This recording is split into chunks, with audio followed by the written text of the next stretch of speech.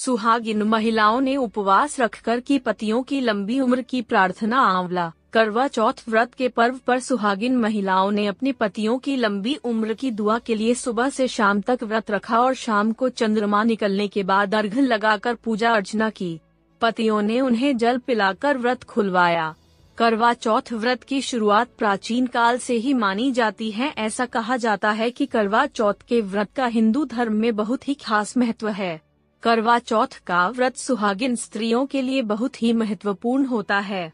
ये व्रत विवाहित महिलाएं अपने पति की लंबी आयु और अखंड सौभाग्य के प्राप्ति के लिए होता है।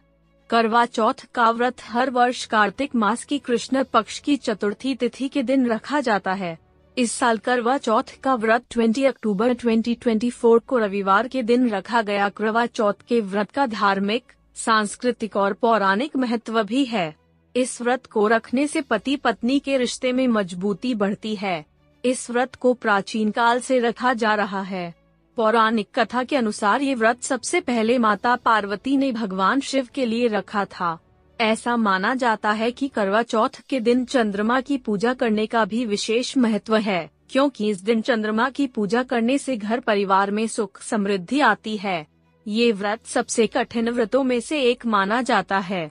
पौराणिक मान्यता के अनुसार महाभारत काल में अर्जुन जब तपस्या करने के लिए नीलगिरी पर्वत पर थे, उस समय द्रौपदी ने अर्जुन की रक्षा के लिए कृष्ण से मदद ली थी।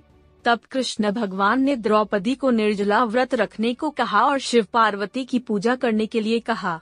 इस व्रत के बाद अर्जुन सुरक्षित वापस आ गए। उसके बाद करवा चौथ का व्रत रखा जाने लगा। आंवला में प्रथम बार व्रत रखने वाली शुभी सक्सेना ने बताया कि उन्होंने यह व्रत पहली बार रखा है।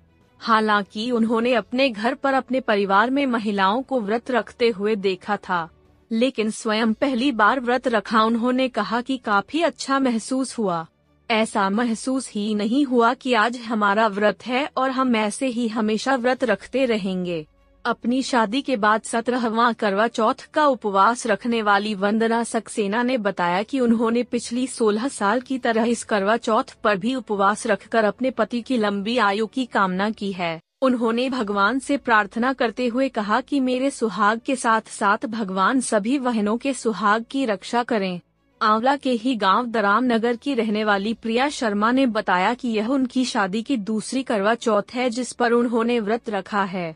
पहली बार व्रत रखा तो एहसास ही नहीं हुआ कि व्रत है, और दूसरी बार तो एक बेहतर तरीके से करवा चौथ को मनाया, व्रत किया और पूजन किया। अमन यादव व सौरभ यादव की शादी एक साथ हुई थी और दोनों की पत्नियों ने पहली बार करवा चौथ का व्रत रखा।